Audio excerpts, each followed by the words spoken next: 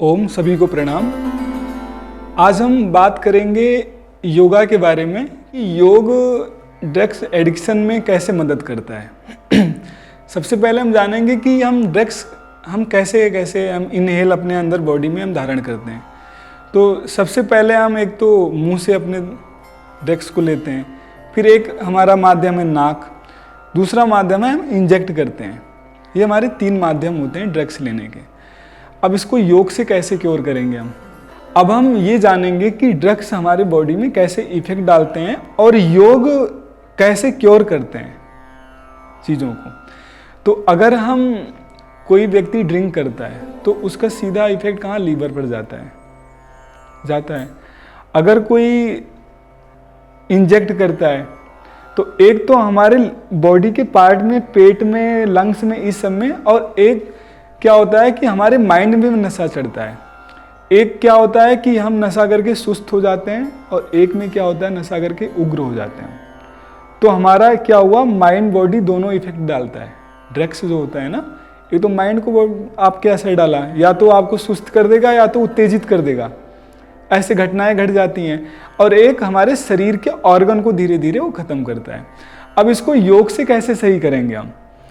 योग में सबसे पहले हम आसन की बात करते हैं। अक्सर आप देखेंगे कि जो व्यक्ति लंबे टाइम तक नशा करता है उसके नस नाड़ियों में भी ब्लॉकेज आने लगते हैं, बॉडी मसल्स हार्ड हो जाते हैं, टाइट हो जाते हैं। तो योग में आसनों के माध्यम से उस मसल्स को और हमारी जो नस नाड़ियाँ उनको रिलैक्स किया जाता है आसन से। उसमें मसल्स की मैच्योरिटी बढ़ाई जाती है, उसमें ऑक्सीजन ब्लड का फ्लो अच्छे से बढ़ाया जाता है। ये होता है।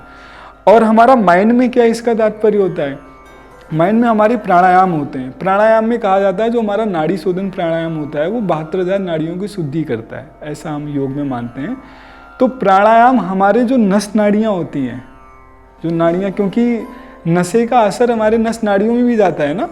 नशा करते हैं, ऑक्सीजन के साथ जाता है, फिर ब्लड में मिलता है, फिर नस नाड़ियों में जाता है, फिर ब्लड भी दूषित होता है। अगर ब्लड दूषित हुआ तो हमारे जिन जिन ऑर्गन में जाता है, फिर ऑर्गन को भी वो इफेक्ट डालता है, धीरे धीरे ऑर्गन खराब होते हैं। तो मतलब सोर्स क्या है, नशा ही है। नशे से तो हम अपने शरीर को खराब करते हैं। तो योग क्या करता है, आसन किए वो हमारे ब्लॉकेज को दूर करता है। प्राणायाम क्या करता है, नस नाड़ियों की शुद्धि करता है। और क्या करता है, हमारे माइंड को पीस देता है, ताकि हम चीज़ों से चैतन्य अवस्था में समझते हैं क्या सही क्या गलत है। मस्तिष्क के रिलेटेड जो हमारी समस्याएं होती हैं, जैसे एक तो हमारा हो गया मस्तिष्क की समस्या होती है जिनको हम जान सकते हैं, जो हमारा दिख रहा है, सदृश रूप से हम देख सकते हैं ना। अगर हमें मस्तिष्क में कुछ प्रॉब्लम होती है तो हम MRI करवाते हैं, इसके कई सारे और भी थेरेपी होते हैं और रिपोर्ट, कई सारी चीज़ें इसकी होती हैं, तो उसको हम सदृश रूप से देख सकते हैं। लेकिन एक हमारे मन की बीमारियां होती हैं। मन की बीमारियां हम ऐसे किसी से नहीं जान सकते, वो हमारे मन में उत्पन्न होती हैं। हमारी क्षोभ अवस्था होती है, जैसे हमारे मन में तरह तरह के विचार आते हैं, आत्महत्या की भावना आती है, उग्रता आती है, कभी कभी ये मन में आता है कि सब तोड़ फोड़ दें। ये सब क्यों आता है, ये सब भी हमारे नशे की अवस्था से आती है। क्योंकि हम इतना जब नशा कर लेते हैं तो हमारे जो मस्तिष्क की भी नस नाड़ियाँ भी ब्लॉक होने लगती हैं।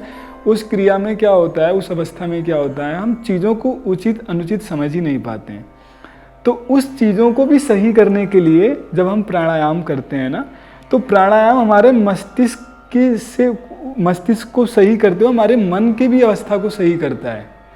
जो योग है ना, योग को इसीलिए कहा गया है कि मन मतलब आत्मा परमात्मा का मिलन, या माइंड बॉडी का कनेक्शन, इसीलिए कहा गया है कि हम दोनों से जुड़ते हैं। हम अपने शरीर को भी और अपने आत्मा को भी, अपने पूरे जीवन चक्र को भी उचित अनुचित रूप से समझ सकते हैं।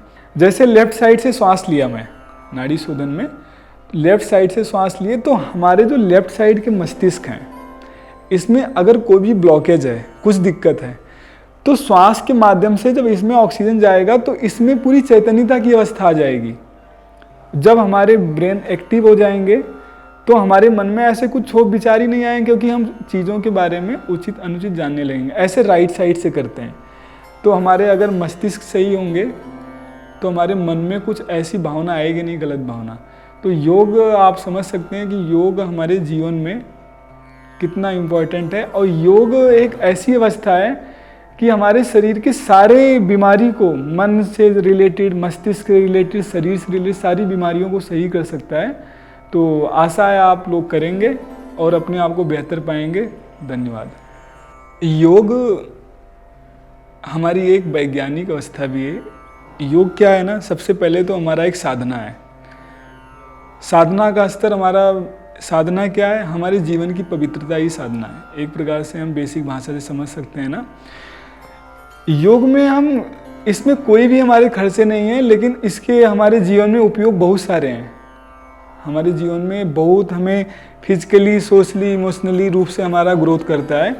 तो अगर व्यक्ति डेली, अपने डेली लाइफ में, दैनिक जीवन में योग को अपनाता है, तो ज़रूरी नहीं कि शारीरिक रूप से स्वस्थ हो, वो शरीर से, शारीरिक हेल्थ, शारीरिक स्वास्थ्य, मानसिक स्वास्थ्य, आध्यात्मिक स्वास्थ्य और हमारा भावनात्मक स्वास्थ्य, सारे समग्र स्वास्थ्य का उसका विकास होता है।